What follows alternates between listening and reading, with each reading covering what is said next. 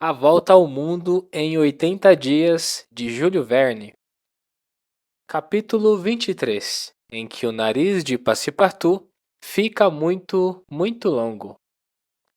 No dia seguinte, Passepartout, estafado, esfomeado, resolveu que era preciso comer a todo custo e quanto mais cedo melhor.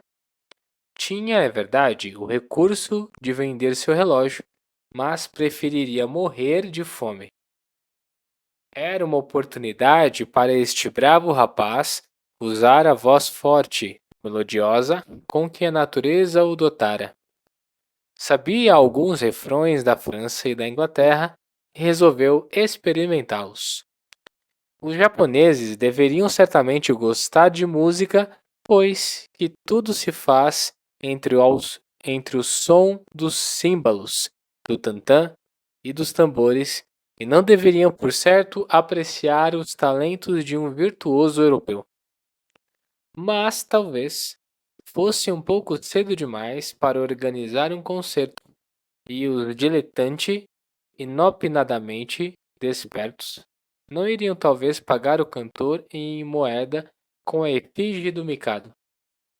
Passepartout decidiu-se, pois, esperar algumas horas, mas, caminhando, pensou que parecia bem vestido demais para um artista ambulante, e veio-lhe a ideia de trocar suas roupas por trajes usados, mais em harmonia com a sua posição. Essa troca, ainda, deveria deixar um saldo que poderia imediatamente aplicar para saciar o seu apetite. Tomada esta resolução, faltava executá-la. Foi só depois de longa busca que Passepartout descobriu um brechó indígena no qual expôs o seu pedido. O traje europeu agradou ao comerciante e logo depois Passepartout saía envolto em uma velha roupa japonesa e com uma espécie de turbante na cabeça, desbotado pela ação do tempo. Mas, em compensação, algumas moedas de prata tilintavam em seu bolso. Bem, pensou, vou imaginar que estamos no carnaval. O primeiro cuidado de Passepartout, assim japonificado, foi entrar numa tea house de aparência modesta. E aí, com uns restos de ave e um punhado de arroz, almoçou como um homem para quem o jantar seria ainda um problema a ser resolvido. Agora, disse para si, depois de comer copiosamente, é bom não perder a cabeça. Não tenho mais o recurso de trocar estes andrajos por outro ainda mais japonês. É preciso, portanto, encontrar um meio de deixar o mais rápido possível este país do sol, do qual só guardarei uma lamentável lembrança. Passepartout cogitou então em visitar os paquetes de partida para a América. Contava oferecer-se como cozinheiro ou criado, não pedindo outra retribuição além da passagem e comida. Uma vez em São Francisco, veria o que fazer. O importante era atravessar estas 4.700 milhas do Pacífico que se estendem entre o Japão e o Novo Mundo. Passepartout, não sendo um homem de deixar uma ideia de lado, dirigiu-se ao porto de Yokohama. Mas, à medida que se aproximava das docas, o projeto, que lhe havia parecido tão simples no momento em que o concebera, parecia cada vez mais inexequível. Por que é que teriam necessidade de um cozinheiro ou de um criado a bordo de um paquetê americano? E que confiança inspiraria vestido assim? Que recomendações poderia dar? Que referências indicar? Enquanto assim pensava, seus olhos caíram sobre um imenso cartaz que uma espécie de clown desfilava pelas ruas de Yokohama. Este cartaz estava também escrito em inglês. O cartaz dizia o seguinte, em inglês: Trupe japonesa acrobática do respeitável William Batulcar. Últimas representações. antes de partir para os Estados Unidos da América, dos narilongos, sob a invocação direta do deus Tingu, grande atração. Os Estados Unidos da América, exclamou Passepartout, é justamente o que procuro. Seguiu o homem sanduíche e voltou à cidade japonesa. Um quarto de hora mais tarde, parava diante de uma vasta barraca coroada por fileiras de bandeirinhas e cujas paredes externas representavam, sem perspectiva, mas em cores fortes, todo um grupo de malabaristas. Era o estabelecimento do respeitável Batulcar, espécie de Barnum americano, diretor de uma companhia de saltimbancos, malabaristas, clowns, acrobatas, equilibristas, ginastas, que, segundo o cartaz, fazia suas últimas apresentações antes de deixar o Império do Sol para os Estados da União. Passepartout entrou num peristilo que precedia a barraca e chamou Sr. Batulcar. Apareceu Batulcar em pessoa. O que quer? Disse a Passepartout, a quem tomou a princípio por um nativo. Precisa de um criado, senhor? Perguntou Passepartout. Um criado, exclamou Batulcar, confiando a espessa barbicha grisalha sob o queixo. Tenho dois, obedientes, fiéis, que nunca me deixaram, que me servem por nada, com a condição que os alimente. E eles aqui estão, acrescentou, mostrando seus dois braços robustos, sulcados por veias grossas como cordas de contrabaixo. Então não posso ser-lhe útil em nada? Em nada, senhor. Diacho! Teria sido muito conveniente para mim partir consigo. Ah, então é isso, disse o respeitável Batulcar. Você é tão japonês quanto eu sou um macaco. Por que está vestido assim, rapaz? A gente se veste como pode. É verdade, é verdade. O senhor é francês? Sim, um parisiense de Paris. Então deve saber fazer caretas? Claro, respondeu Passepartout, fechado por ver sua nacionalidade provocar esta pergunta. Nós, os franceses, sabemos sim fazer caretas, é verdade, mas não melhor do que os americanos. Exatamente, senhor, exatamente. Pois bem, se não o contrato como criado, posso contratá-lo como clown. Compreenda, meu bravo. Na França, exibem-se comediantes estrangeiros e no estrangeiro comediantes franceses. Ah, é vigoroso, não é? Principalmente quando sai da mesa. E o senhor sabe cantar? Sim, respondeu Passepartout, que em outros tempos participara de alguns concertos de rua. Mas sabe cantar de cabeça para baixo? Com um peão girando na planta do pé esquerdo e um sabre em equilíbrio na planta do pé direito? Sim, sei, senhor, sei sim, respondeu Passepartout, que se lembrava dos primeiros exercícios da sua tenridade. Então está bem, respondeu o respeitável Batulcar. A contratação foi concluída imediatamente. Afinal, Passepartout achara uma posição. Estava contratado para fazer de tudo na célebre companhia japonesa. Era pouco lisonjeiro, mas em menos de 8 dias estaria a caminho de São Francisco. A representação, anunciada em altos brados pelo ilustre Batulcar, deveria começar às 3 horas. E logo os ensurdecedores instrumentos de uma orquestra japonesa, tambores e tantãs, tocavam à porta. Compreendam que Passepartout não tinha podido estudar um papel, mas deveria emprestar o apoio de seus sólidos ombros no grande exercício da pirâmide humana, executado pelos narilongos do deus Tingu. Esta grande atração do espetáculo deveria encerrar a série dos exercícios. Antes das 3 horas, os espectadores tinham invadido a grande tenda.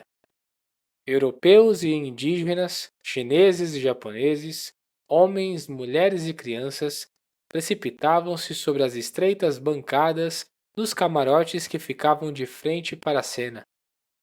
Os músicos tinham voltado para dentro e a orquestra estava completa. Gongos, tantãs, castanholas, flautas, tamborins e grandes bumbos tocavam com furor. Esta representação foi como são todas as exibições de acrobatas, mas é preciso confessar que os japoneses são os melhores equilibristas do mundo. Um, armado com sua ventarola e pequenos pedaços de papel, executava o exercício tão gracioso das borboletas e das flores. Outro, com a fumaça odorífera de seu cachimbo, traçava rapidamente no ar uma série de palavras azuladas que formavam um cumprimento dirigido à plateia. Este brincava com velas acesas e, sucessivamente, apagava quando passavam na frente dos seus lábios, e que tornava a acender uma na outra, sem por um instante interromper o seu jogo de prestidigitação. Aquele produzia, com peões giratórios, as mais inverossímeis combinações. Em suas mãos, essas máquinas roncadoras pareciam adquirir vida própria em seu giro interminável. Corriam sobre cabos de cachimbo, sobre fios de sabre, sobre arames, cabelos de verdade estendidos de um a outro lado do palco. Giravam nas bordas de grandes copos cristal, subiam degraus de bambu, dispersavam-se para todos os lados, produzindo efeitos harmônicos exóticos ao combinarem seus diversos tons. Os malabaristas as lançavam e elas giravam no ar. Eles as lançavam como petecas, com raquetes de madeira, giravam sempre. Eles as enfurnavam no bolso e, quando as retiravam, giravam ainda. Até o momento em que uma mola destendida as fazia desabrochar em ramalhetes artificiais. Inútil descrever aqui os prodigiosos exercícios dos acrobatas e dos ginastas da companhia. As piruetas na escada, na vara, na bola, nos barris, etc., foram executados com incrível precisão, mas a principal atração do espetáculo era a exibição dos narilongos, assombrosos equilibristas que a Europa ainda não conhece. Os narilongos formam uma corporação particular colocada sob a proteção direta do deus Tingu. Vestidos como os arautos da Idade Média, traziam um esplêndido par de asas nas costas. Mas o que mais os distinguia era o longo nariz com que suas faces estavam ornamentadas e principalmente o uso que faziam deles. Estes narizes nada mais eram que bambus, com o comprimento de 5, 6 e 10 pés, uns direitos, outros recurvos, estes lisos, aqueles verruguentos.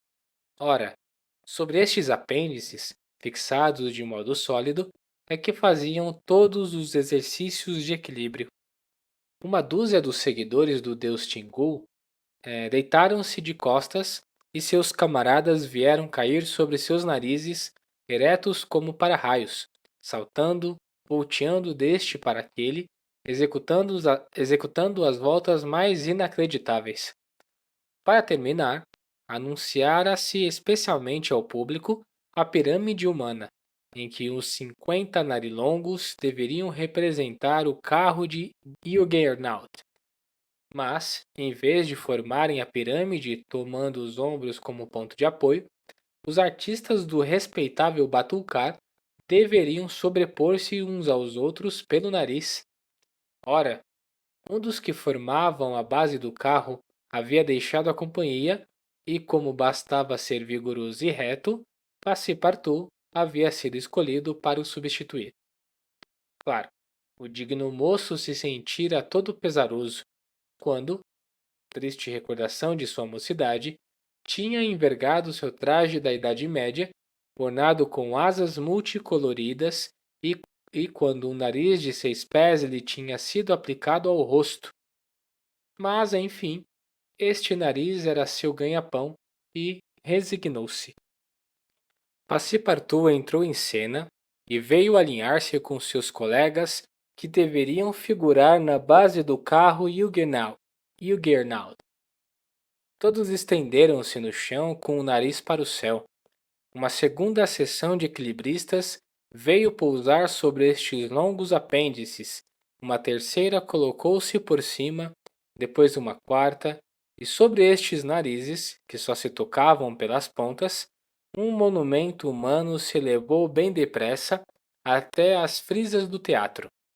Ora, os aplausos redobravam e os instrumentos da orquestra explodiam como trovoadas quando a pirâmide oscilou, o equilíbrio se rompeu, faltou um dos narizes da base e o monumento desmoronou como um castelo de cartas. A culpa foi de Passepartout, que, abandonando seu posto, saltando a rampa sem o auxílio das asas, trepando a galeria da direita, caía aos pés de um espectador gritando: "Ah, meu patrão! Meu patrão!" "Você?" Eu sim!" "Bem, neste caso, para o Paquetê, meu rapaz, para o Paquetê."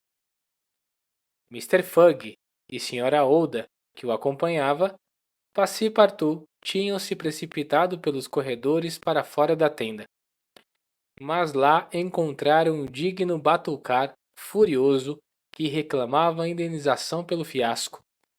Phileas Fogg apagou seu furor, atirando-lhe um punhado de banknotes.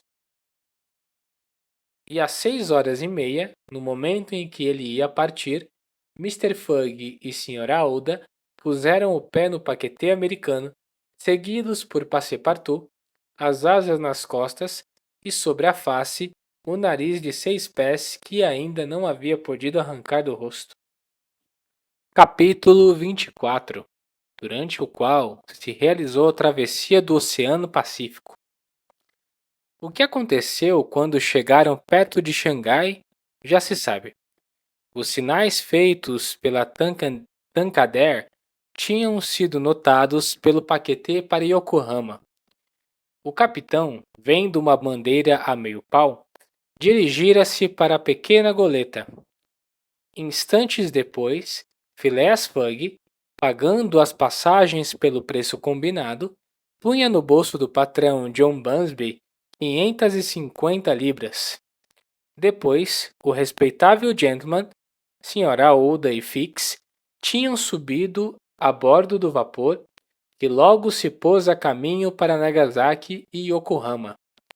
Tendo chegado naquela mesma manhã, em 14 de novembro, Phileas Fogg, deixando Fix ir tratar de seus assuntos, tinha ido até o Carnatic e lá soube, para grande felicidade de Sra. Ouda, e talvez a sua, mas que não deixou transparecer, é claro, que o francês Passepartout havia efetivamente chegado na véspera em Yokohama. Phileas Fogg, que devia partir naquela mesma noite para São Francisco, começou imediatamente a procurar o criado. Dirigiu-se, mas em vão, aos agentes consulares francês e inglês e depois de ter percorrido inutilmente as ruas de Yokohama, já perdia a esperança de encontrar Passepartout quando, ao acaso, ou talvez uma espécie de premonição, o fez entrar na tenda do respeitável Batulcar. Não teria, por certo, reconhecido seu servidor sob a ridícula roupa de arauto, mas Passepartout, em sua posição deitada, avistou o patrão na galeria. Não pôde conter um movimento de seu nariz, daí a quebra do equilíbrio e tudo o que se seguiu. Eis o que Passepartout ouviu da própria boca de Sra. Ouda, que lhe contou então como fora feita a travessia de Hong Kong para Yokohama em companhia de um tal Sr. Fix, na goleta da Tancandé. Ao ouvir o nome de Fix, Passepartout nem pestanejou. Pensou que ainda não chegara o momento de dizer ao patrão o que se passara entre o inspetor de polícia e ele. Assim, ao narrar suas aventuras, acusou-se e pediu desculpa somente por ter sido surpreendido por entorpecimento do ópio numa taverna de Hong Kong. Mr. Fugg escutou friamente esse diálogo, sem responder. Depois abriu ao criado um crédito suficiente para que este comprasse no navio trajes mais convenientes. E, com efeito, não passara ainda uma hora, e o honesto moço, tendo tirado o nariz postiço e cortado as asas, não tinha mais nada em si que recordasse o seguidor do deus Tingu. O paquetê que fazia a travessia de Yokohama a São Francisco pertencia à companhia do Pacific Mail Steam e chamava-se General Grant. Era um grande vapor de rodas, deslocando 2.500 toneladas, bem construído e dotado de grande velocidade. Um enorme balancim subia e descia sucessivamente sobre convés. Numa das suas extremidades, articulava-se o cabo de um pistão e na outra o de uma biela que, transformando o movimento retilíneo em movimento circular, o aplicava diretamente no eixo das rodas do vapor. O General Grant estava dotado de 3 mastros de goleta e possuía uma grande superfície de pano que ajudava poderosamente o vapor. Mantendo suas 12 milhas por hora, o paquetê não deveria levar mais de 21 dias para atravessar o Pacífico. Phileas Fogg estava, pois, autorizado a crer que, chegando em 2 de dezembro a São Francisco, estaria dia 11 em Nova York e dia 20 em Londres, antecipando assim algumas horas a data final e fatal de 21 de dezembro. Os passageiros eram bem numerosos a bordo do vapor. Ingleses, muitos americanos, uma verdadeira emigração de coolies para a América, e um certo número de oficiais do Exército das Índias, que aproveitavam sua licença para fazerem a volta ao mundo. Durante esta travessia não se deu nenhum incidente náutico.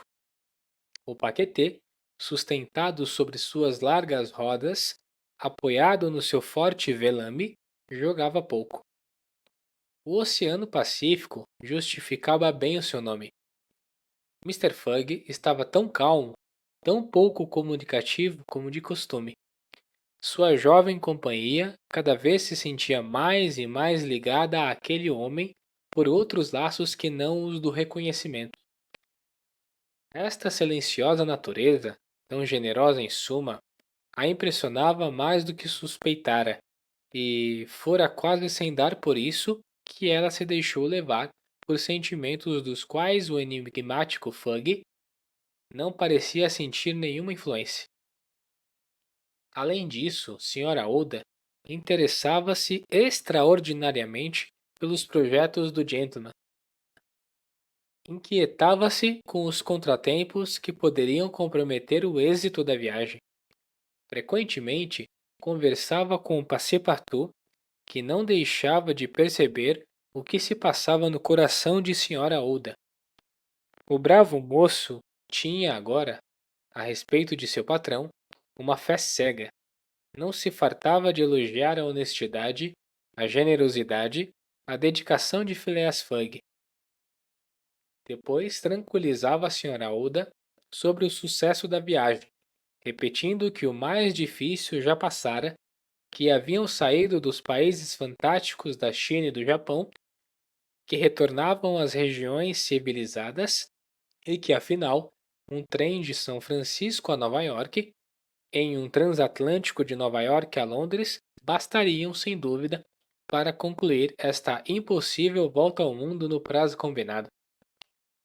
9 dias depois de ter deixado Yokohama, Phileas Fogg, tinha percorrido exatamente a metade do globo terrestre. Com efeito, o General Grant, em 23 de novembro, passou para o 80º meridiano, aquele no qual se acham, no hemisfério austral, os antípodas de Londres. Dos 80 dias postos à sua disposição, Mr. Fugg, é verdade, gastara 52 e só lhe restavam 28. Mas é preciso notar que se o gentleman se achava somente no meio da viagem pela diferença dos meridianos, tinha na realidade concluído mais de 2/3 do percurso total. Que desvios forçados, com efeito, de Londres a Aden, de Aden a Bombay, de Calcutá a Singapura, de Singapura a Yokohama. Seguindo circularmente o 50º paralelo, que é o de Londres, a distância teria sido só de 12.000 milhas aproximadamente, ao passo que Phileas Fogg se vira forçado, pelos caprichos dos meios de locomoção, a percorrer 26.000 milhas, das quais fizera cerca de 17.000, até esta data de dia 23 de novembro. Mas agora a rota seria reta e Fix não estava mais por ali para aumentar os obstáculos. Aconteceu também que, em 23 de novembro, Passepartout experimentou uma grande alegria. Lembremos que o cabeça dura tinha se obstinado a manter a hora de Londres em seu famoso relógio de família, considerando falsas todas as horas dos países que atravessara. Ora, naquele dia, apesar de não o ter nem adiantado nem atrasado, o seu relógio estava de acordo com os cronômetros do navio. Nem é preciso dizer que Passepartout exultava, bem que teria gostado de saber o que Fix diria se estivesse presente. Aquele velho que me contava um monte de lorotas sobre meridianos, sobre o sol e a lua, repetia Passepartout. Ah, esse pessoal! Se a gente o escutasse, que bela relojoaria fariam! Eu bem que tinha a certeza de que mais dia menos dia o sol se decidiria a se regular por meu relógio. Passepartout ignorava isso. Se o mostrador do seu relógio estivesse dividido em 24 horas, como os relógios italianos, não teria tido motivo algum para se gabar, porque os ponteiros, quando fossem 9 horas da manhã no navio, teriam indicado 9 horas da noite, isto é, a 21ª hora desde a meia-noite. Diferença exatamente igual à que existe entre Londres e o 180º meridiano. Mas, se Fix tivesse sido capaz de explicar este efeito puramente físico, Passepartout, sem dúvida, teria sido incapaz, se não de o compreender, ao menos de o admitir. Em todo caso, se, por um milagre, o inspetor de polícia tivesse inoptadamente se mostrado a bordo neste momento, é provável que Passepartout, justificadamente rancoroso, tivesse tratado com ele de um outro assunto e de uma maneira bem diferente. Mas onde estava Fix nesse momento? Fix estava precisamente a bordo do General Grant. Com efeito, chegando a Yokohama, o agente, abandonando o Mr. Fugg, que esperava reencontrar durante o dia, tinha ido imediatamente ao consulado inglês. Lá, tinha encontrado finalmente o mandado, que, correndo atrás dele desde Bombay, estava datado de 40 dias atrás. Mandado que lhe fora expedido de Hong Kong naquele mesmo Carnatic, a bordo do qual se supunha que o agente estivesse. Imagine-se o desapontamento do detetive. O mandado tornara-se inútil. Mr. Fugg tinha saído das possessões inglesas. Um ato de extradição era agora necessário para detê-lo. Paciência, disse Fix para si. Após o primeiro momento de cólera, se meu mandado não serve mais para nada aqui, servirá na Inglaterra. Este velho parece que vai voltar para sua pátria, crendo ter despistado a polícia. Bem, eu o seguirei até lá, e quanto ao dinheiro, Deus guarde para que sobre algum. Mas em viagens, gratificações, processos, multas, elefante e despesas de toda a espécie, o meu homem já deixou mais de 1000 libras pelo caminho. Em todo caso, o banco é rico. Decisão tomada, embarcou no General Grant. Estava no navio quando Mr. Fugg e Sra. Oda chegaram. Com imensa surpresa, reconheceu Passepartout sob suas vestes de arauto. Escondeu-se imediatamente em sua cabine para evitar uma explicação que poderia comprometer tudo, e, graças ao número de passageiros, contava não ser visto por seu inimigo quando naquele mesmo dia deu de cara com ele na proa do navio.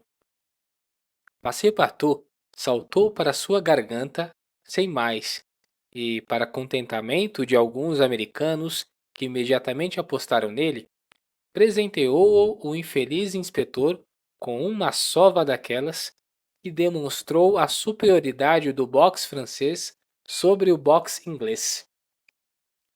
Quando o Passepartout acabou, sentiu-se calmo e quase aliviado. Fix levantou-se, em péssimo estado, e olhando seu adversário, disse-lhe friamente: Já acabou? Sim, por enquanto. Então, agora vamos conversar. E vá no interesse de seu patrão. Passepartout, como que subjugado por este sangue frio, seguiu o inspetor de polícia e ambos se sentaram à proa do vapor. O senhor me deu uma surra, disse Mr. Fix. Tudo bem, agora escute. Até aqui tenho sido adversário de Mr. Fugg, mas agora faço o seu jogo. Até que enfim, exclamou Passepartout. Agora acredita que é um homem honesto? Não, respondeu friamente Fix. Acredito que é um velho. Calma. Para de bufar e me deixe falar. Enquanto Mr. Fugg se encontrava em possessões inglesas, tive interesse em retê-lo, aguardando um mandado de prisão. Fiz tudo para isso. Lancei contra ele os sacerdotes de Bombay, embriaguei você em Hong Kong, separei-o de seu patrão, fiz com que perdesse o paquetê para Roma e Yokohama. Passepartout escutava, com os punhos fechados. Agora, retomou Fix, Mr. Fugg parece voltar para a Inglaterra? Que seja, vou segui-lo. Mas, a partir de agora, me dedicarei a afastar os obstáculos de seu caminho, com tanto ou mais empenho do que até agora tive que aumentá-los. Como pode ver, meu jogo mudou. E mudou porque é do meu interesse. E acrescento que seu interesse vai junto com o meu, porque é só na Inglaterra que poderá saber se está a serviço de um criminoso ou de um homem honesto. Passepartout tinha escutado atentamente Fix e ficou convencido de que Fix falava mesmo com sinceridade. Amigos? Perguntou Fix. Amigos? Não, respondeu Passepartout. Aliados, sim, e espero para ver, porque ao menor sinal de traição, vou-lhe torcer o pescoço. Combinado, combinado, disse tranquilamente um inspetor de polícia. 11 dias depois, dia 3 de dezembro, o General Grant entrou na Baía de Golden Gate e chegou a São Francisco. Mr. Fugg não tinha ainda nem ganho nem perdido um só dia. Capítulo 25, em que se dá uma olhada em São Francisco em dia de reunião. Eram 7 da manhã quando Mr. Phileas Fogg, Sra. Oda e Passepartout puseram o pé no continente americano, se é que se pode dar esse nome ao cais flutuante em que desembarcaram. Estes cais, subindo e descendo com a maré, facilitam a carga e a descarga dos navios. Neles é que atracam os clippers de todas as dimensões, os steamers de todas as nacionalidades e esses steamboats de muitos andares que fazem o serviço do Sacramento e de seus afluentes. É aí também que se amontoam os produtos de um comércio que se estende ao México, Peru, Chile, Brasil, Europa, Ásia, a todas as ilhas do Oceano Pacífico. Passepartout, em sua alegria de tocar afinal a terra americana, tinha entendido dever fazer seu desembarque executando um salto mortal no melhor estilo. Mas quando caiu sobre o cais, cujo tabuado estava carunchado, não conseguiu fazer a volta. Todo desconsolado com a maneira pela qual tomara pé sobre o novo continente, o honesto moço soltou um grito formidável que fez voar um grande número de camarões e pelicanos, hóspedes habituais dos cais móveis. Mr. Fugg, assim que desembarcou, informou-se da hora em que partia o primeiro trem para Nova York. Era às 6 da tarde. Mr. Fugg tinha, pois, um dia inteiro para gastar na capital californiana. Fez vir um veículo para a Sra. Oda e para si. Passepartout subiu para a boleia e o veículo a $3 a corrida dirigiu-se para o International Hotel. Do lugar elevado que ocupava, Passepartout observou com curiosidade a grande cidade americana. Ruas largas, casas baixas, bem alinhadas, igrejas e templos de um gótico anglo-saxão, docas imensas, armazéns como palácios, uns de madeira, outros de tijolo, e nas ruas, carruagens numerosas, ônibus, carros de tramways e, sobre as calçadas encobertas, não apenas americanos e europeus, mas também chineses e indianos. Enfim, o necessário para compor uma população de mais de 200 mil habitantes. Passepartout ficou muito surpreso com o que viu. Ele estava ainda na cidade legendária de 1849, na cidade dos bandidos, dos incendiários e dos assassinos, vindos em busca das pepitas, imenso Cafarnaum de todos os desclassificados, onde se jogava ouro em pó, um revólver numa mão e um punhal na outra. Mas esse bom tempo já tinha passado. São Francisco apresentava o aspecto de uma grande cidade comercial. A alta torre da municipalidade, onde vigiavam sentinelas, dominava um conjunto de ruas e de avenidas que se cruzavam em ângulos retos, entre as quais se abriam praças verdejantes. Depois, uma cidade chinesa que parecia ter sido importada do Celeste Império em uma caixa de brinquedo. Nada de sombreros, nada de camisas vermelhas, nada de índios emplumados, mas chapéus de seda e roupas pretas, trajadas por um grande número de gentlemen dotados de uma atividade devoradora. Certas ruas, entre outras, a Montgomery Street, a Regent Street de Londres, o Boulevard de Italians de Paris, a Broadway de Nova York, eram ladeadas por lojas esplêndidas que ofereciam à sua clientela os produtos do mundo inteiro. Quando Passepartout chegou ao International Hotel, não lhe parecia ter saído de Londres.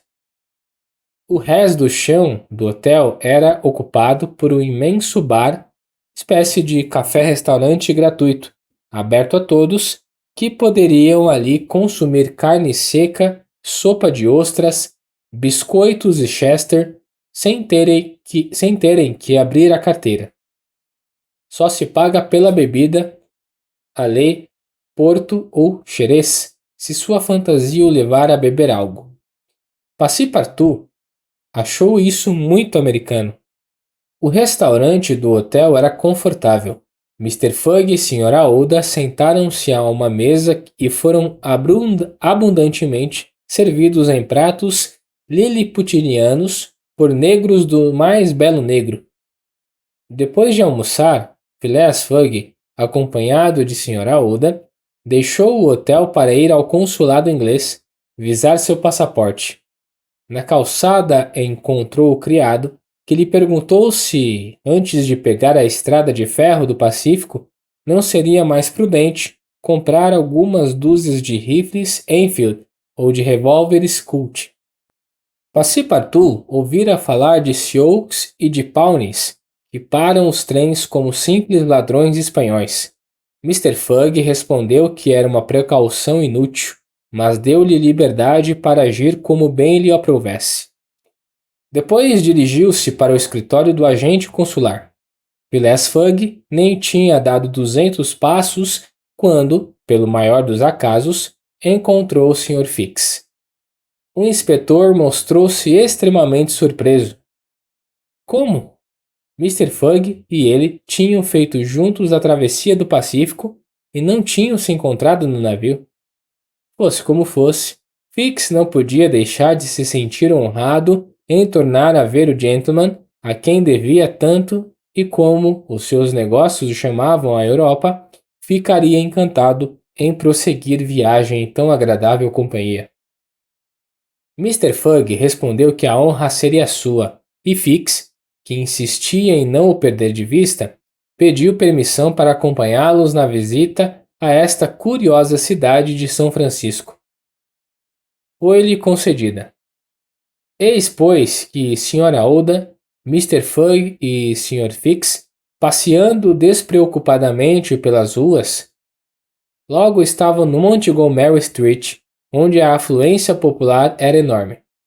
Nas calçadas, no meio da rua, sobre os trilhos dos tramways, apesar da passagem incessante dos coaches e dos ônibus, no interior das lojas, nas janelas de todas as casas e mesmo sobre os telhados, havia uma multidão imensa. Homens sanduíches circulavam na multidão. Bandeirinhas e bandeirolas flutuavam ao vento. Gritos eclodiam por toda parte. Hurrá para Camerfield! Hurrá para Mandboy! Era uma reunião. Um encontro.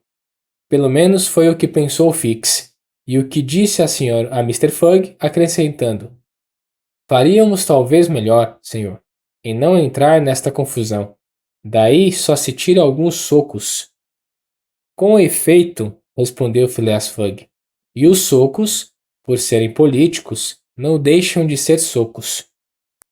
Fix achou que devia sorrir ao ouvir esta observação, e, para verem, sem se envolverem na bagunça, Sra. Oda, Phileas Fogg e ele postaram-se no topo de uma escada que dava para um terraço situado no fim da Montgomery Street.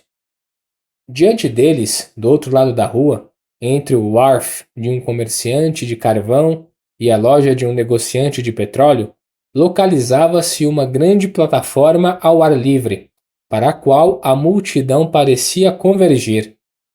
E então, por que era esta reunião? Qual era o motivo? Qual seria a ocasião que a motivava? Phileas Fogg o ignorava totalmente. Tratar-se-ia da nomeação de um alto funcionário militar ou civil, de um governador de estado ou de um membro do Congresso? Poderia imaginar que fosse pela animação extraordinária que tomava conta da cidade. Neste momento, um movimento considerável se produziu na multidão. Todas as mãos estavam levantadas. Algumas, solidamente fechadas, pareciam erguer-se e abaixar-se rapidamente em meio a gritos. Maneira enérgica, sem dúvida, de formular um voto. Uma maré agitava a massa que refluía. As bandeiras oscilavam, desapareciam por um instante, reapareciam em farrapos. As ondulações da multidão propagavam-se até a escada, enquanto que todas as cabeças amontoadas se agitavam à superfície como um mar subitamente tocado por uma borrasca. O número de chapéus pretos diminuía a olhos vistos, e a maior parte deles parecia ter perdido sua altura. É evidentemente uma reunião, disse Fix, e a questão que o provocou deve ser palpitante. Não seria nada de admirar que fosse ainda a questão do Alabama, se bem que já esteja resolvida. Talvez, respondeu simplesmente Mr. Fugg. Em todo caso, retomou o Fix, dois campeões se defrontam, o digno Camerfield e o digno Mandyboy. Senhora Oda, de braços dados com Phileas Fogg, contemplava com surpresa esta cena tumultuosa, e Fix ia perguntar a um de seus vizinhos a razão de tamanha efervescência popular, quando um movimento mais notável se pronunciou. Os urras, as imprecações, redobraram. Os mastros de uma bandeira transformaram-se em armas ofensivas. Mais mãos, punhos por todo lado. Do alto dos veículos parados e dos ônibus enfileirados em seu trajeto, trocavam-se petardos. Tudo servia de projétil. Garrafas e calçados descreviam no ar trajetórias extensas e pareceu mesmo que alguns revólveres misturavam às vociferações da multidão suas detonações nacionais. A turba aproximou-se da escada e refluiu dos primeiros degraus. Um dos partidos estava sendo evidentemente repelido, sem que os simples espectadores pudessem reconhecer se a vantagem ficava com Mandyboy ou com Camerfield. Pareceu-me prudente nos retirarmos, disse Fix, que não desejava que o seu homem fosse maltratado ou se metesse em qualquer confusão. Se a questão envolve a Inglaterra e nos reconhecem, ficaremos envolvidos nessa bagunça. Um cidadão inglês, respondeu Phileas Fogg. Mas o gentleman não pôde terminar a frase. Por detrás dele, do terraço que precedia a escada, partiram uivos espantosos. Bradavam o seguinte: Urra! Hip hip urra! Mandyboy! Era uma leva de eleitores que chegava de reforço, atacando pelo flanco os partidários de Camerfield. Mr. Fogg, Sra. Oda e Fix encontraram-se entre dois fogos. Era muito tarde para escapar. Esta torrente de homens, armados com bengalas chumbadas e com porretes, era irresistível. Phileas Fogg e Fix, na defesa da jovem, foram horrivelmente sacudidos. Mr. Fogg, não menos fleumático do que de costume, quis defender-se com as armas naturais que a natureza pôs na extremidade dos braços de todo inglês, mas inutilmente. Um homem zarrão, de barba avermelhada, rosto afogueado, ombros largos, que parecia ser o chefe do bando, levantou seu formidável punho sobre Mr. Fogg e teria gravemente maltratado o gentleman se Fix, por dedicação, não tivesse recebido o golpe em seu lugar. Um enorme galo se desenvolveu instantaneamente sob o chapéu de seda do detetive, transformado em simples boné. Yankee, disse Mr. Fogg, lançando ao seu adversário um olhar de profundo desprezo. Inglês, respondeu o outro. Nós nos reencontraremos. Quando quiser. Qual é o seu nome? Phileas Fogg. E o seu? Coronel Stamp W. Proctor. Depois a maré passou. Fix foi derrubado e se levantou, com a roupa despedaçada, mas sem ferimentos sérios. Seu paletó de viagem tinha sido separado em duas partes desiguais, e as suas calças pareciam-se com estes calções que certos indianos, questão de moda, só vestem depois de lhes terem tirado os fundilhos. Mas, em suma, Sra. Oda tinha sido poupada e só Fix tinha ganho um murro. Obrigado, disse Mr. Fogg ao inspetor, logo que saíram da multidão. Não há de quê, respondeu Fix. Mas vamos logo. Aonde? A uma loja de roupas. Com efeito, esta visita era oportuna. As vestes de Phileas Fogg e de Fix estavam em frangalhos, como se estes dois gentlemen tivessem brigado por causa dos dignos Cammerfield e Manboy. Uma hora depois, estavam convenientemente vestidos e penteados. Em seguida, voltaram ao International Hotel. Passepartout esperava seu patrão, armado com meia dúzia de revólveres de 6 tiros e fogo central. Quando viu Fix em companhia de Mr. Fugg, fechou a cara. Mas a Ouda, tendo-lhe narrado em poucas palavras o que se passara, sossegou-o. Evidentemente, Mr. Fix não era mais um inimigo, agora era um aliado. Mantinha a sua palavra. Quando o jantar terminou, foi trazido um coach que deveria conduzir os viajantes e seus pertences à estação. No momento de subir para o veículo, Mr. Fugg disse a Fix: "Voltou a ver o Coronel Proctor?" "Não", respondeu Fix. "Voltarei à América para o reencontrar", disse friamente Phileas Fogg. Não seria conveniente que um cidadão inglês se deixasse tratar assim. O agente sorriu e não respondeu. Mas, como se vê, Mr. Fogg era dessa raça de ingleses que, se não tolerarem o duelo em seu país, batem-se no estrangeiro quando se trata de defender a honra. Às 6 menos um quarto, os viajantes chegaram à estação e encontraram o trem prestes a partir.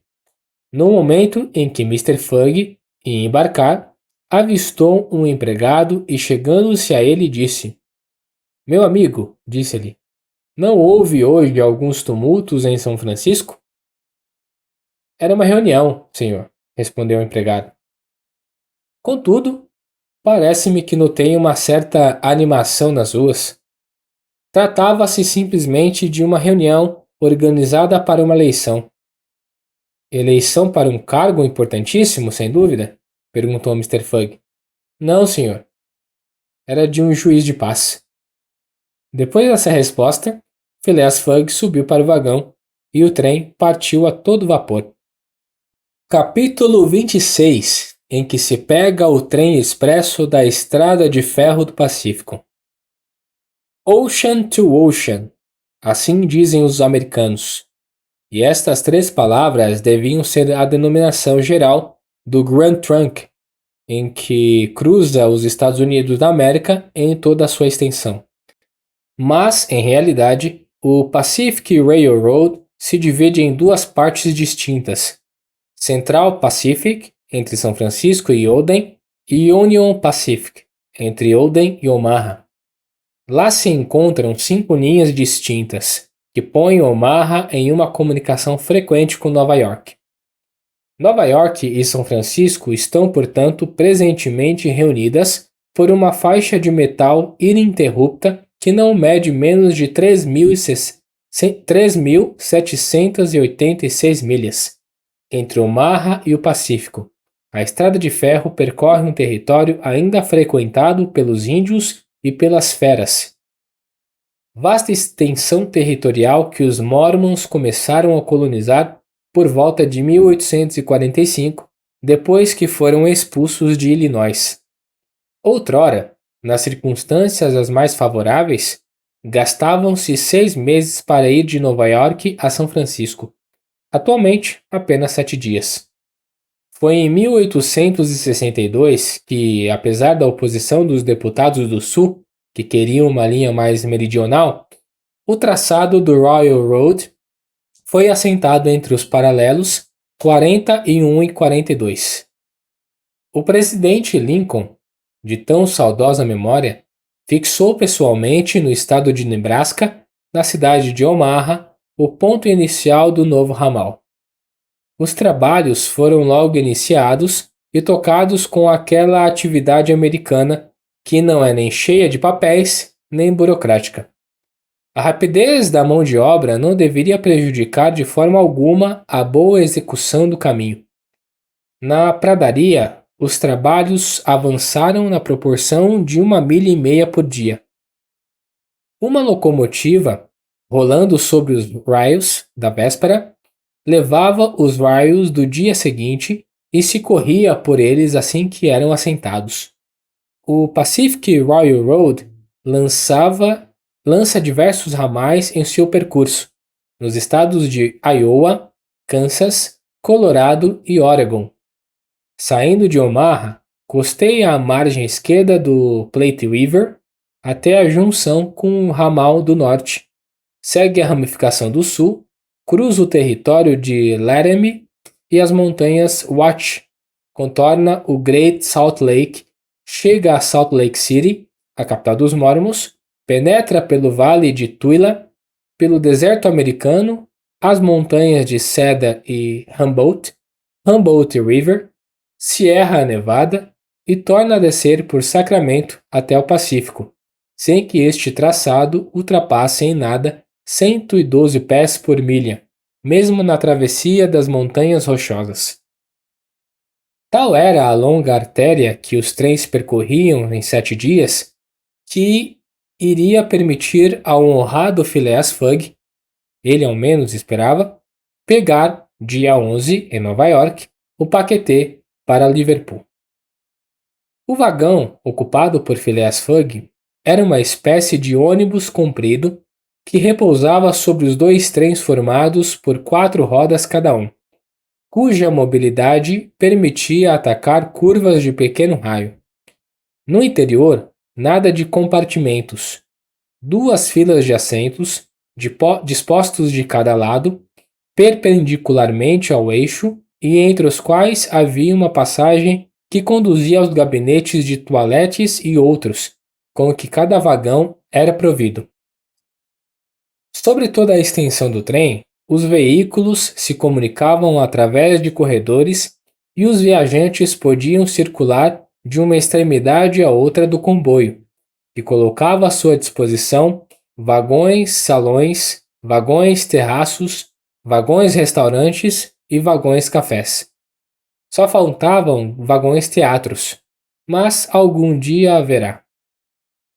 Sobre os corredores circulavam incessantemente vendedores de livros e de jornais, anunciando sua mercadoria, e vendedores de bebidas, comestíveis, charutos, aos quais não faltavam compradores. Os viajantes tinham partido da estação de Oakland às 6 horas da tarde. Já era noite, uma noite fria, sombria, com o céu coberto de nuvens que ameaçavam desfazer-se em neve. O trem não andava com grande rapidez. Levando em conta as paradas, não percorria mais de 20 milhas por hora, velocidade que lhe deveria, contudo, permitir atravessar os Estados Unidos no tempo regulamentar. Conservava-se pouco no vagão. Aliás, o sono logo iria ganhar os viajantes. Passepartout se achava sentado atrás do inspetor de polícia, mas não falava com ele. Desde os últimos acontecimentos, suas relações tinham arrefecido muito. Nada de simpatia, nada de intimidade. Fix não tinha mudado nada em sua maneira de ser, mas Passepartout conservava-se, pelo contrário, numa extrema reserva, pronto para a menor suspeita estrangular seu antigo amigo. 1 hora depois da partida do trem, a neve caiu. Neve fina, que não poderia, felizmente, atrasar a marcha do comboio. Só se via através das janelas uma imensidão branca, sobre a qual, desenrolando suas volutas, o vapor da locomotiva parecia sombrio. Um steward entrou no vagão e anunciou aos viajantes que a hora de dormir tinha chegado. Este vagão era um sleeping car, que em poucos instantes foi transformado em dormitório. Os encostos dos bancos se desdobraram, os colchonetes cuidadosamente embrulhados se desenrolaram por um sistema engenhoso. Cabines foram improvisadas em alguns instantes e cada viajante teve logo à sua disposição um leito confortável que espessas cortinas protegiam de qualquer olhar indiscreto. Os lençóis eram brancos e os travesseiros macios. Bastava deitar e dormir, o que cada um fez como se estivesse na cabine confortável de um paquetê, enquanto o trem corria a todo vapor através do estado da Califórnia.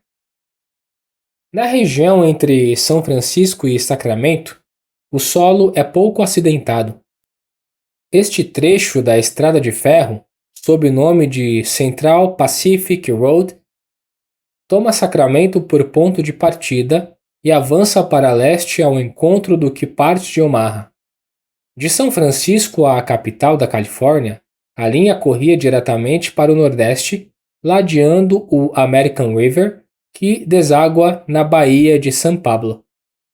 As 120 milhas compreendidas entre estas duas importantes cidades foram percorridas em 6 horas, e pela meia-noite, enquanto dormiam o primeiro sono, os viajantes passaram por Sacramento.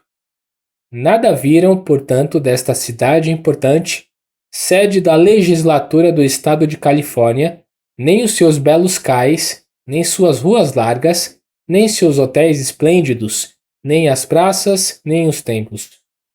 Saindo de Sacramento, o trem, depois de ter passado pelas estações de Junction, Conklin, Auburn e Colfax, embrenhou-se no maciço da Sierra Nevada. Eram 7 horas da manhã quando foi atravessada a estação de Cisco. 1 hora depois, o dormitório voltava a ser um vagão comum e os viajantes podiam, através das vidraças, entrever os pontos pitorescos deste território montanhoso. O traçado do trem obedecia aos caprichos da Sierra. Aqui, suspenso nos flancos da montanha, acolá suspenso sobre precipícios, evitando os ângulos bruscos por curvas audaciosas, lançando-se por gargantas estreitas que pareciam não ter saída. A locomotiva, radiante como um oratório, com sua grande fornalha que lançava fagulhas amareladas, seu sino prateado, seu caça-vaca, que estendia como um esporão, misturava os seus silvados e mugidos com o das torrentes e das cascatas, torneava sua fumaça na negra ramagem dos pinheiros. Poucos ou nenhum túnel, nem ponte sobre o percurso. A Railroad contornava o flanco das montanhas, não procurando na linha reta o caminho mais curto de um ponto a outro e não violentando a natureza. Por volta das 9 horas, pelo Vale de Carson, o trem penetrou no estado do Nevada, seguindo sempre a direção nordeste. Ao meio-dia, deixava Reno, onde os viajantes tiveram 20 minutos para o almoço. A partir deste ponto, a via férrea, costeando Humboldt River, elevou-se, por algumas milhas, para o norte, seguindo seu curso. Depois, infletiu para o leste, e não deveria mais deixar o curso d'água antes de ter atingido o Humboldt Ranges, onde tem sua nascente, quase na extremidade oriental do estado de Nevada. Depois de almoçarem, Mr. Fugg e Sra. Oda e os seus companheiros retomaram seus lugares no vagão. Phileas Fogg, a jovem, Fix e Passepartout, confortavelmente sentados, contemplaram a paisagem variada que passava diante dos seus olhos. Vastas pradarias, montanhas se perfilando no horizonte, creeks, rolando suas águas espumosas. Por vezes, uma grande manada de bisões, amontoando-se ao longe, pareciam um dique móvel. Estes inúmeros exércitos de ruminantes opõem com frequência um obstáculo intransponível: a passagem dos trens. Já se viu milhares destes animais desfilarem por horas, em filas compactas, atravessando a via férrea. A locomotiva é então forçada a parar e esperar que a via fique novamente livre. Foi exatamente o que aconteceu nesta ocasião. Pelas 3 horas da tarde, uma manada de 10 a 12 mil cabeças barrou a Railroad. A máquina, depois de ter moderado sua velocidade, Tentou meter seu esporão no flanco da imensa coluna, mas teve de parar diante da impenetrável massa. Via-se estes ruminantes, estes búfalos, como impropriamente os chamam os americanos, caminhar com seu passo tranquilo, soltando por vezes formidáveis mugidos. Tinham um porte superior ao dos touros da Europa, pernas e rabos curtos, garrotes saltado que formavam uma corcova muscular, cornos separados na base, cabeça, pescoço e lombos cobertos por crinas de pelos compridos. Nem se poderia pensar em deter uma migração destas.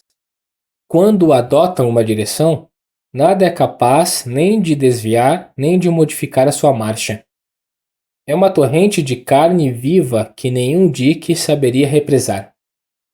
Os viajantes, dispersos pelos corredores, contemplavam este curioso espetáculo. Mas o que devia estar mais apressado, o Sr. Phileas Fogg, ficara no seu lugar e esperara filosoficamente que aprovesse aos búfalos lhe dar passagem. Passepartout estava furioso com a demora causada por esta aglomeração de animais. Teria desejado descarregar contra eles o seu arsenal de revólveres. Que país! Exclamou. Simples bois que param os trens e que lá se vão, processiosamente, sem se preocuparem com o fato de embaçarem a circulação.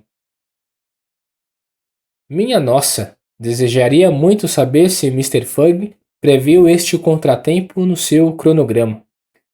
E o maquinista, que não se atreve a lançar sua máquina através deste gado embaraçoso? O maquinista não havia tentado ultrapassar o obstáculo e agira com prudência.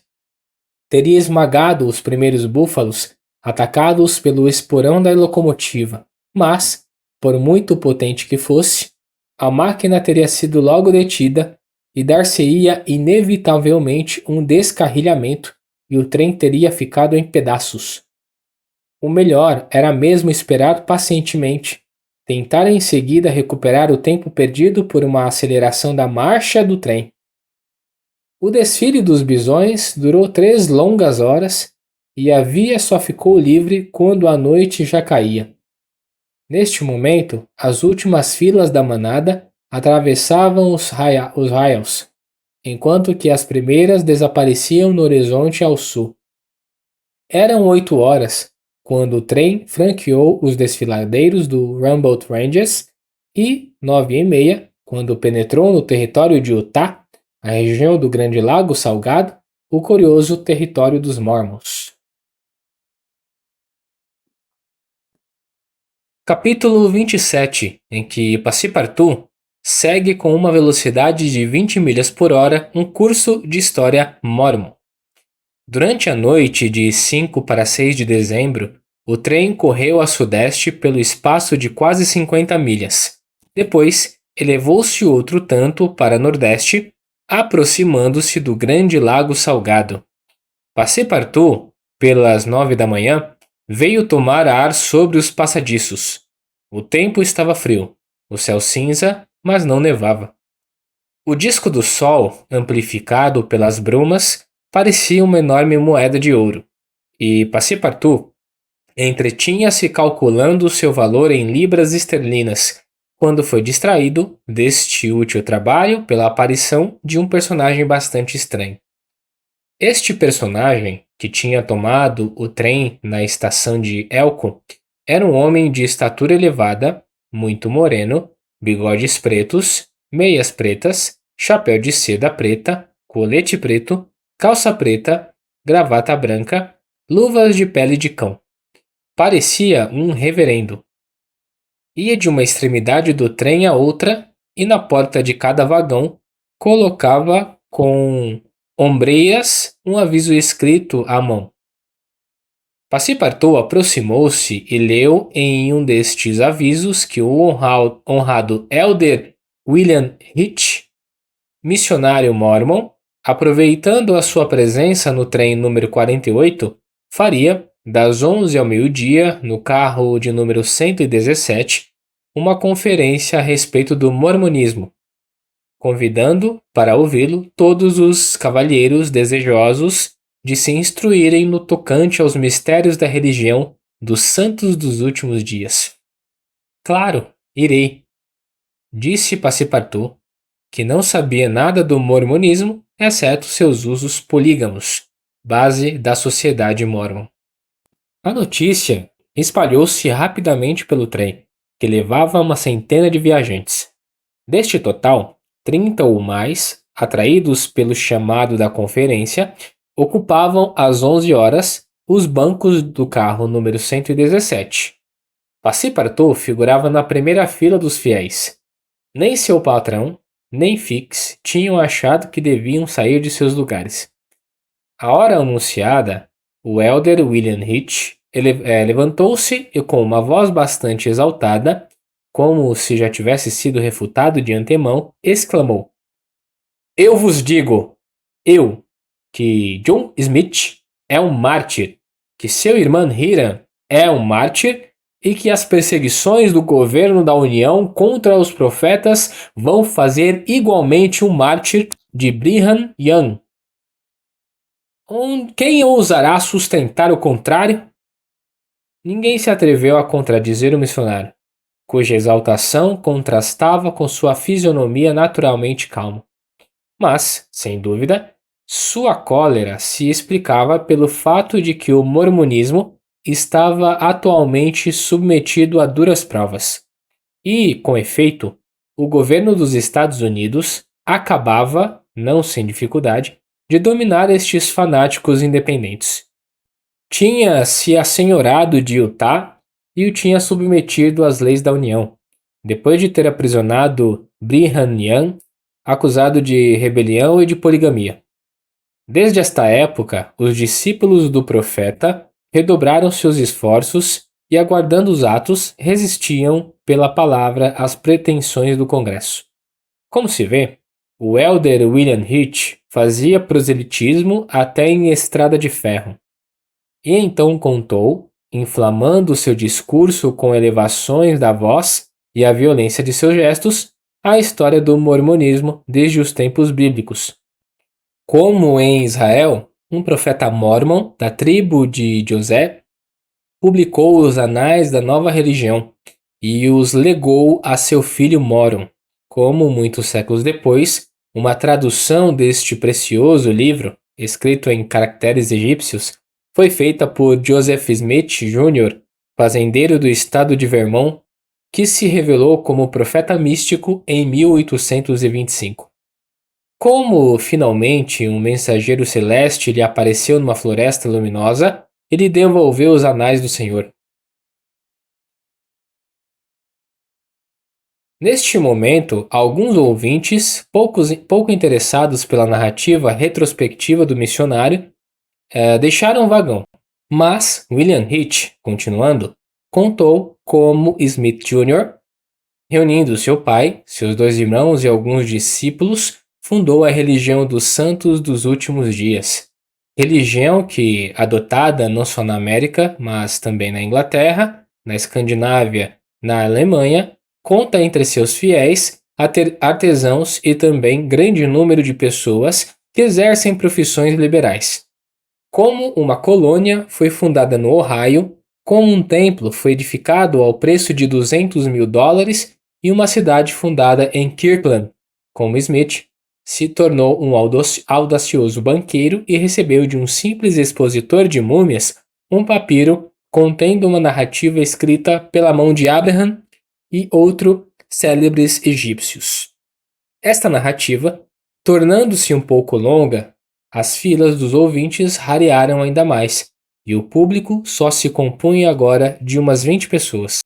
Mas o elder, sem se inquietar com essa deserção, contou com detalhes como foi que Joe Smith foi à bancarrota em 1837, como foi que os seus acionistas arruinados o untaram de alcatrão e o rolaram sobre penas, como foi que o reencontramos mais honorável e mais honrado do que nunca, alguns anos depois, que Independence, no Missouri, e chefe de uma comunidade florescente, que não contava menos de 3.000 discípulos e que então perseguido pelo ódio dos gentios, teve de fugir para o Far West americano.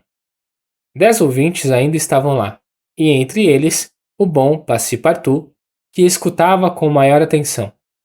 Foi assim que aprendeu como, depois de longas perseguições, Smith reapareceu no Illinois e fundou em 1839, sobre as margens do Mississippi, o Nauvoo Lebel, cuja população se elevou às 25 mil almas. Como Smith se tornou prefeito, juiz supremo e general em chefe desta comunidade. Como em 1843, lançou sua candidatura à presidência dos Estados Unidos e como finalmente, atraído a uma cilada em Cartago, foi lançado na prisão e assassinado por um bando de homens mascarados. Neste momento, Passepartout estava absolutamente só no vagão e o Elder, olhando-o na face, fascinando-o com as suas palavras, lhe contou que, 2 dias depois do assassinato de Smith, seu sucessor, o profeta inspirado, Brigham Young, abandonando o Nauvoo, veio se estabelecer nas margens do Lago Salgado e que lá, sobre esse admirável território, em meio desta região fértil, no caminho dos imigrantes que atravessavam o Utah para se dirigirem à Califórnia, a nova colônia, graças aos princípios polígamos do mormonismo, floresceu. E aí está, acrescentou William Hitch. Aí está o porquê do ciúme do Congresso se exerce contra nós. Porque os soldados da União pisotearam o solo de Utah. Porque nosso chefe, o profeta Brigham Young, foi preso com o menosprezo de toda a justiça. Cederemos à força? Jamais. Expulsos do Vermont, expulsos do Illinois, expulsos do Ohio, expulsos do Missouri, expulsos do Utah, reencontraremos ainda algum território independente onde plantaremos nossa tenda. E vós, meu fiel, acrescentou o Elder, fitando no seu único ouvinte olhares coléricos, disse: plantareis a vossa sombra da nossa bandeira? Não, respondeu corajosamente Passepartout, que saiu, deixando o energúmeno a pregar no deserto. Durante a conferência, o trem tinha andado rapidamente e, pelo 12:30, tocava no ponto noroeste do grande lago Salgado. Daí, podia-se divisar, sobre um grande perímetro, o aspecto desse mar interior, que também tem o nome de Mar Morto, e no qual deságua um Jordão da América. Lago admirável, enquadrado por belas rochas selvagens e grandes camadas encrustadas de sal branco, soberbo lençol de água que cobria outrora um espaço mais considerável. Mas com o tempo, suas margens, subindo pouco a pouco, reduziram sua superfície aumentando sua profundidade. O Lago Salgado, do comprimento de quase 70 milhas, 35 milhas de largura, está situado a 3.800 pés acima do nível do mar, bem diferente do Lago Al-Fatih, cuja depressão acusa 200 pés abaixo. Sua salgacidade é considerável e suas águas têm em dissolução o quarto de seu peso de matéria sólida. Seu peso específico é de 1.170, o da água destilada sendo 1.000. Por isso os peixes não podem aí viver. Os que o Jordão, o Weber e os outros creeks aí lançam, morrem logo. Aí lançados, morrem logo. Mas não é verdade que a densidade das águas seja tal que um homem não possa mergulhar nelas. Em redor do lago, o campo estava muito bem cultivado, porque os Mormons são hábeis nos trabalhos da terra. Ranchos e currais para os animais domésticos, campos de trigo, de milho, de sorgo, pradarias luxuriantes, por toda parte, sebes e roseiras selvagens, buquês de acácias e de eufórbios. Tal teria sido o aspecto desta região 6 meses mais tarde. Mas neste momento, o solo desaparecia sob uma fina camada de neve, que o polvilhava ligeiramente. Às 2 horas, os viajantes desceram na estação de Odem. O trem não deveria partir de novo senão às 6 horas. Mr. Fogg e Sra. Oda e seus 2 companheiros tinham, pois, tempo para visitar a cidade dos Santos pelo pequeno ramal que sai da estação de Odem. 2 horas bastariam para visitar essa cidade absolutamente americana e, como tal, edificada no padrão de todas as cidades da União. Vastos tabuleiros de xadrez, com longas linhas frias, com a tristeza lúgubre dos ângulos retos, segundo a expressão de Victor Hugo. O fundador da cidade dos Santos não podia escapar desta necessidade de simetria que caracteriza os anglo-saxões. Neste país tão singular, onde os homens não estão por certo à altura das instituições, tudo se faz ao quadrado, as cidades, as casas e as tolices. Às 3 horas, os viajantes passeavam ainda pelas ruas da cidade, edificada entre a margem do Jordão e as primeiras ondulações dos montes Wasatch. Notaram poucas ou nenhuma igreja, mas como monumentos, a casa do profeta, o tribunal e o arsenal. Depois, as casas de tijolos, azulados com varandas e galerias, rodeadas de jardins bordados de acácias, palmeiras e alfarrobeiras. Um muro de argila e de calhaus, construído em 1853, cingia a cidade. Na rua principal, onde está o mercado, elevavam-se alguns hotéis ornados com pavilhões e, entre outros, o Lake Salt House. Mr. Fogg e os seus companheiros não acharam a cidade muito povoada. As ruas estavam quase desertas, menos a parte do templo, onde não chegaram senão depois de ter atravessado muitos bairros rodeados por paliçadas. As mulheres eram muito numerosas, o que se explica pela singular composição familiar mórmon. Não se deve, contudo, supor que todos os mórmons sejam polígamos. Há liberdade de escolha, mas é bom notar que são as cidadãs de Utah que querem sobretudo ser esposadas, porque, de acordo com a religião local, o céu mórmon não admite o acesso às suas beatitudes às celibatárias do sexo feminino. Estas pobres criaturas não parecem nem chateadas nem felizes. Algumas, as mais ricas de certo, trajavam uma jaqueta de seda preta aberta na cintura, sob um capuz ou de um chalé muito modesto. Ou de um chale muito modesto. As demais vestiam-se com chita. Passepartout, esse, na sua qualidade de solteiro convicto, não olhava sem certo terror para as mórmons encarregadas de fazerem, em penca, a felicidade de um só mórmon. Em seu bom senso, lastimava os maridos. Parecia-lhe uma coisa terrível ter que guiar tantas mulheres através das vicissitudes da vida, conduzi-las assim em penca ao paraíso mórmon, com a perspectiva de tornar a encontrá-las na eternidade, em companhia do glorioso Smith, que deveria ser o ornamento deste lugar de delícias. Decididamente, não sentia a vocação e achava, talvez nisso se iludisse, que as cidadãs do Great Lake City deitavam sobre sua pessoa olhares um pouco inquietadores. Muito felizmente, sua permanência na cidade dos Santos não deveria prolongar-se. Às 4 horas, menos alguns minutos, os viajantes estavam outra vez na estação e retomavam seus lugares nos vagões. O apito do trem se fez ouvir, mas no momento em que as rodas motoras da locomotiva, patinando sobre róis, começavam a imprimir ao trem alguma velocidade, estes gritos, dizendo "Parem! Parem!", ressoaram. Não se detém um trem em movimento.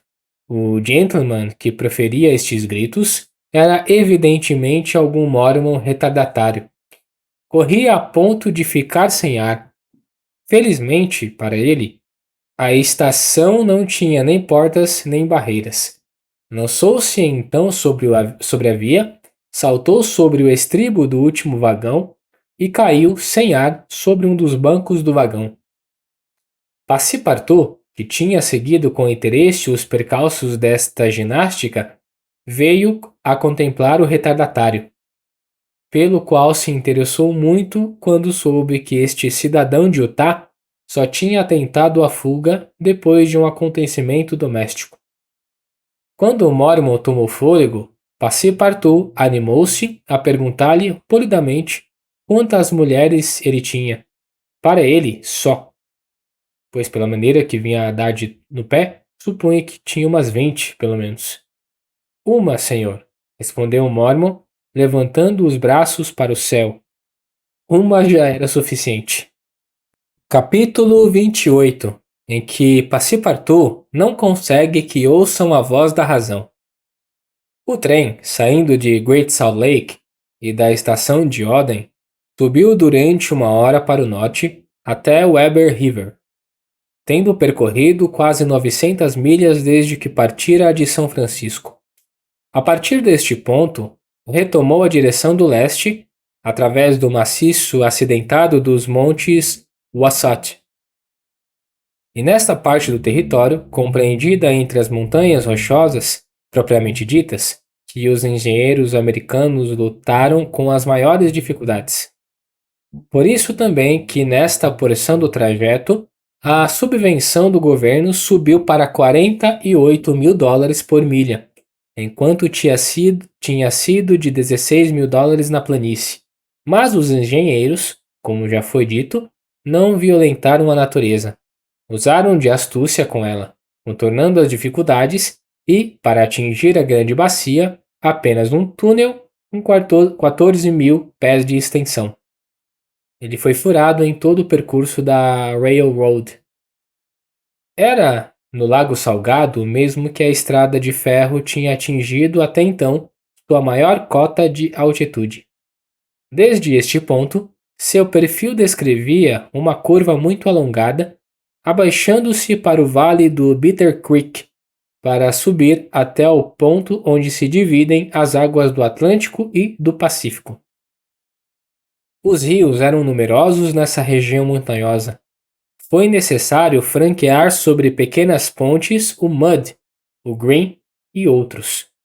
Passepartout ia ficando mais impaciente à medida em que se aproximava o fim da viagem, mas Fix, por sua vez, teria desejado que já tivessem saído desta difícil região. Receava as demoras, acreditava em acidentes e tinha mais pressa do que o próprio Phileas Fogg para pôr os pés em terra inglesa. Às 10 da noite, o trem parou na estação de Fort Bridger, que deixou quase imediatamente, e, 20 mil milhas mais adiante, entrou no estado de Wyoming, o antigo Dakota, seguindo todo o vale de Bitter Creek, onde se escoa uma parte das águas que formam o sistema hidrográfico do Colorado. No dia seguinte, 7 de dezembro, houve uma parada de quarto de hora na estação de Green River. A neve tinha caído durante a noite em abundância, mas, misturada com a chuva, e meio derretida, não podia estorvar a marcha do trem. Entretanto, este mau tempo não deixou de inquietar Passepartout, porque a acumulação das neves, atolando as rodas dos vagões, haveria certamente de comprometer a viagem. Na verdade, que ideia, dizia-se. Meu patrão teve de viajar no inverno. Não poderia ter esperado o verão para aumentar suas possibilidades de êxito? Mas, neste momento em que o honesto rapaz só se preocupava com o estado do céu e com a queda da temperatura, Sra. Ouda experimentava receios mais sérios, que provinham de causa bem diversa. Com efeito, alguns viajantes tinham descido do vagão e passeavam pela plataforma da estação Green River esperando a partida do trem. Ora, pelo vidro, a jovem reconheceu entre eles o coronel Stamp W. Proctor. o americano que tinha se comportado tão grosseiramente com Phileas Fogg durante a reunião de São Francisco. Senhora Oda, não querendo ser vista, recuou. Este fato impressionou extremamente a jovem. Ela tinha se afeiçoado ao homem que, friamente que fosse, ou por mais frio que fosse, lhe dava todos os dias provas da mais absoluta dedicação. Não compreendia, sem dúvida, toda a profundidade do sentimento que lhe inspirava seu Salvador, e a este sentimento ainda dava o nome de reconhecimento, mas, sem que soubesse, era mais que isso. Assim, seu coração saltou quando reconheceu o grosseiro personagem a quem Mr. Fogg queria, cedo ou tarde, pedir uma explicação por sua conduta. Evidentemente, era apenas o acaso que tinha trazido a este trem o Coronel Proctor, mas, fosse como fosse, ele estava ali, e era preciso impedir a todo custo que Phileas Fogg avistasse seu adversário. Senhora Oda, assim que o trem se pôs novamente em movimento, aproveitou um momento em que Mr. Fogg dormitava para colocar Fix e Passepartout a par da situação. O tal do Proctor está no trem? Exclamou Fix. Pois bem, tenha certeza, madame, antes de se bater com o senhor, com Mr. Fogg, terá de bater-se comigo.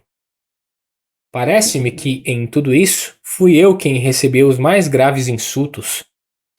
E, além disso, acrescentou Passepartout, eu me encarrego dele, por mais coronel que seja. Senhor Fix, retomou o Sr. Aouda, Mr. Fogg não deixará que ninguém se vingue por ele. É homem, como disse, de voltar à América para procurar seu ofensor. Se, portanto, ver o coronel, não vamos poder impedir um duelo que pode ter deploráveis resultados. É preciso, portanto, que ele não o veja. Tem razão, madame, respondeu Fix. Um duelo poderia pôr tudo a perder. Vencedor ou vencido, Mr. Fogg demorar-se-ia e, acrescentou Passepartout, isso faria exatamente o jogo dos cavalheiros do Reform Club. Em 4 dias estaremos em Nova York. Pois bem, se durante 4 dias meu patrão não sair do vagão, podemos esperar que o acaso não o ponha cara a cara com este maldito americano. Que Deus o confunda. Ora, saberemos impedir. A conversa foi suspensa. Mr. Fogg tinha acordado e contemplava a campina pelo vidro rajado de neve. Mais tarde, e sem ser ouvido por seu patrão nem por Sra. Oda, Passepartout disse ao inspetor de polícia: O senhor realmente se bateria por ele? Farei tudo para levá-lo vivo para a Europa, respondeu simplesmente Fix, em um tom que denotava uma vontade implacável. Passepartout sentiu um arrepio correr por todo o seu corpo, mas suas convicções a respeito do patrão não fraquejaram. E agora, haveria algum meio de reter Mr. Fogg no seu compartimento para prevenir qualquer encontro entre o coronel e ele? Não deveria ser difícil.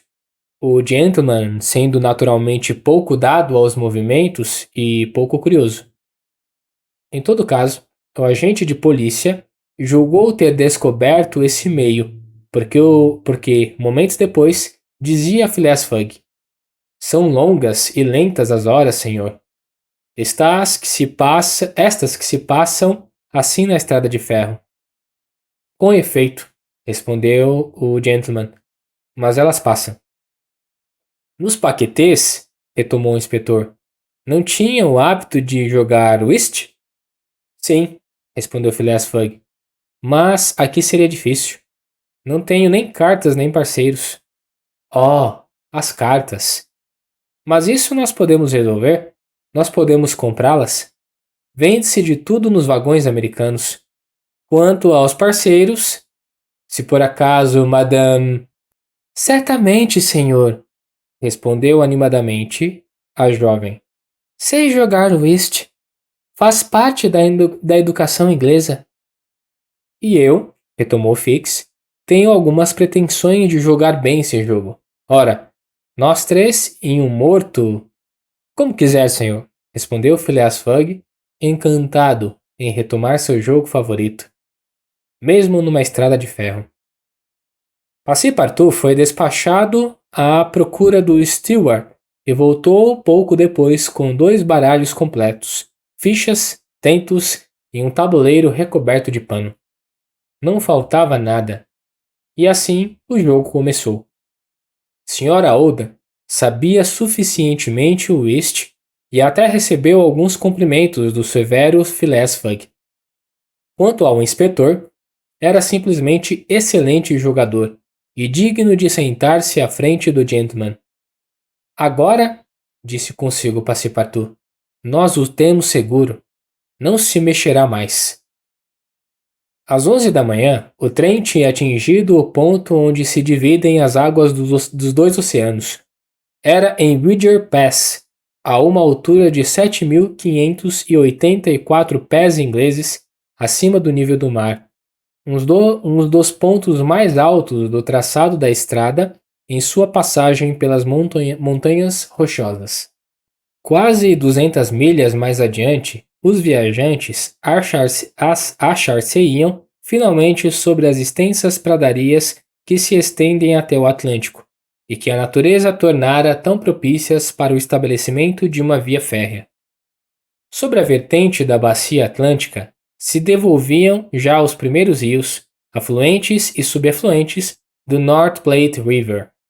Todo o horizonte do norte e do leste estava coberto pela imensa cortina semicircular que forma a porção setentrional das Rock Mountains, dominada pelo pico de Laramie. Entre esta curvatura e a estrada de ferro estendiam-se vastas planícies abundantemente regadas. À direita da linha férrea sobrepõem-se as primeiras rampas do maciço montanhoso que se arredonda ao sul até as nascentes do rio Arkansas, um dos grandes tributários do Missouri. Ao 12:30, os viajantes entreviram por instantes o Fort Halleck, que comanda esta região. Ainda algumas horas e a travessia das montanhas rochosas estaria completa. Podia-se, pois, esperar que nenhum acidente sinalizaria a passagem do trem por esta difícil região. A neve cessou de cair. O tempo tornara-se frio e seco. Grandes pássaros, assustados pela locomotiva, rugiam ao longe. Nenhuma fera, urso ou lobo se mostrava na planície. Era o deserto em sua imensa nudez. Depois de um almoço bastante confortável, servido no próprio vagão, Mr. Fogg e os seus parceiros recomeçavam o interminável whist, quando violentos apitos fizeram ouvir. O trem parou. Passepartout colocou a cabeça para fora e não viu nada que motivasse a parada. Não havia nenhuma estação à vista. Senhora Oda e Fix, por um instante, recearam que Mr. Fogg pensasse em descer para a via, mas o gentleman contentou-se em dizer ao criado: "Veja o que é, por favor." Passepartout saltou para fora do vagão. Uns 40 passageiros tinham já abandonado seus lugares, e entre eles estava o coronel Stamp Proctor. O trem tinha parado por causa de um sinal vermelho que impedia a passagem. O maquinista e o condutor, tendo descido, discutiam acaloradamente com um guarda ferroviário que o chefe da estação de Medicine Bow, a próxima estação, tinha enviado ao encontro do trem. Viajantes tinham se aproximado e participavam da discussão. Entre eles achava-se o mencionado coronel Proctor, com a sua voz alta e seus gestos imperiosos. Passepartout, tendo-se unido ao grupo, ouviu o guarda ferroviário dizer: Não há meio de passar. A ponte Medicine Ball está aluída e não suportaria o peso do trem." A ponte de que falavam era uma ponte pêncil, lançada sobre um desfiladeiro. a uma milha de distância do lugar onde o trem tinha parado. No dizer do guarda, ameaçava ruir, muitos dos dois fios estavam rompidos e era impossível arriscar a sua travessia. O guarda não exagerava de modo algum, afirmando que não se poderia passar, e além disso, com os hábitos negligentes dos americanos, pode-se dizer que quando eles se põem a ser prudentes, é loucura não o ser. Passepartout, não se atrevendo a ir avisar o seu patrão, escutava com os dentes cerrados, imóvel como uma estátua. Ora! Bradava o coronel Proctor. Não vamos, imagino, ficar aqui a deitar raízes na neve. Coronel, respondeu o condutor, telegrafamos para a estação de Omaha, pedindo um trem, mas não é provável que chegue a Medicine Ball antes das 6 horas. 6 horas! Exclamou Passepartout. Sem dúvida, respondeu o condutor. Além do mais, esse tempo nos será necessário para chegar à estação a pé. A pé? Exclamaram todos os viajantes.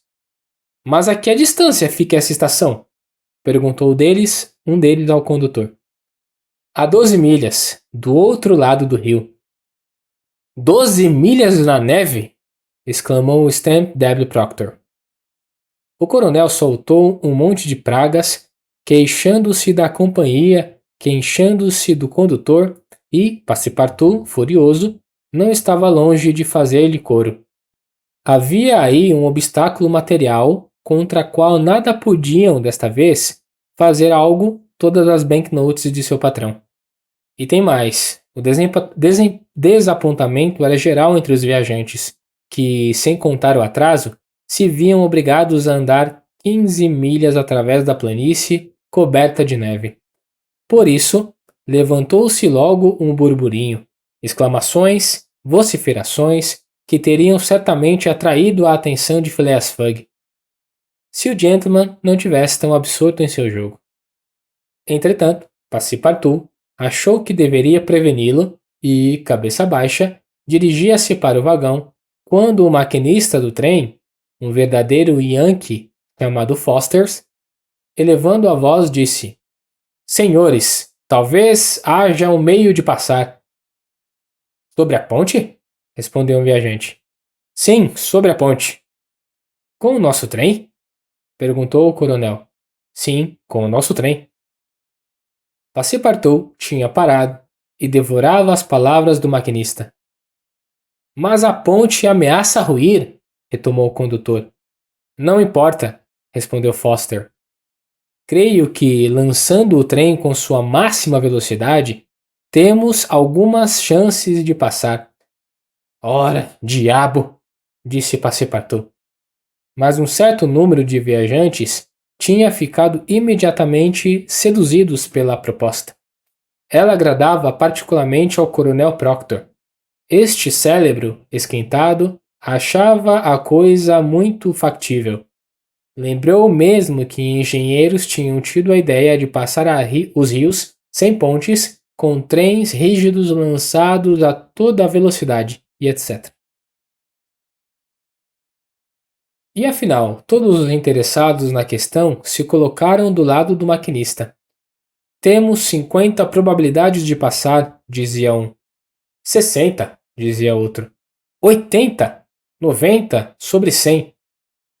Passepartout estava aturdido, apesar de se sentir disposto a tentar de tudo para fazer a passagem do Medicine Creek, mas a tentativa parecia-lhe um pouco demais americana. Além disso, pensou, há uma coisa bem mais simples e esta gente nem sequer pensa nela. Senhor, disse a um dos viajantes, o meio proposto pelo maquinista me parece um pouco arrojado, mas 80 probabilidades, respondeu o viajante, que lhe virou as costas. Bem sei, respondeu Passepartout, dirigindo-se a um outro gentleman, mas uma simples reflexão. Nada de reflexão inútil, respondeu o americano, encolhendo os ombros. O maquinista afirma que passará. Sem dúvida, respondeu Passepartout. Passará, mas seria talvez mais prudente se... O quê? Prudente? Exclamou o coronel Proctor, a quem esta palavra, ouvida casualmente, fez dar um pulo. A toda velocidade é o que se diz. Compreende? A toda velocidade? Eu sei, eu compreendo. Porém, repetia Passepartout, a quem ninguém deixava concluir sua frase. Mas seria, não digo mais prudente, porque esta palavra desagrada, pelo menos mais natural que o quê? Quer dizer que... O que o senhor quer dizer com esse natural? Exclamaram todos os lados. O pobre moço já não sabia quem poderia ouvi-lo. Tem medo? Perguntou o coronel Proctor. Eu? Medo? Exclamou Passepartout. Bem que seja. Vou mostrar a esta gente que um francês pode ser tão americano como eles. Para o trem! Para o trem! Exclamava o condutor. Sim, vamos para o trem! Repetia Passepartout. Vamos para o trem e vamos depressa. Mas não me impedem de pensar que seria mais natural passarmos primeiro a pé pela ponte, nós os viajantes, e depois que passasse o trem. Mas ninguém ouviu esta sábia reflexão, e ninguém de certo teria querido reconhecer a sua correção. Os viajantes estavam reintegrados em seus vagões. Passepartout retomou seu lugar sem nada dizer do que se passara. Os jogadores estavam totalmente absortos no jogo. A locomotiva apitou vigorosamente. O maquinista, revertendo o vapor, recuou o trem quase uma milha, manobrando como um saltador que quer retomar o impulso. Depois, a um segundo apito, a marcha para a frente recomeçou, e acelerou-se, e logo a velocidade se tornou amedrontadora. Só se ouvia um uivo saindo da locomotiva. Os pistões batiam 20 golpes por segundo. Os eixos das rodas fumegavam nas caixas de graxa. Sentia-se, por assim dizer, que o trem inteiro, galopando com uma velocidade de 100 milhas por hora, não pesava sobre os raios. A velocidade comia o peso. E passou. Foi como um relâmpago. Nem se viu a ponte. O comboio saltou, pode-se dizer, de uma margem à outra, e o maquinista não conseguiu deter a máquina, levada pelo impulso, senão 5 milhas além da estação. Mas mal o trem tinha passado, a ponte, definitivamente arruinada, desmoronava e caía com o estrondo do desfiladeiro de Medicine Ball.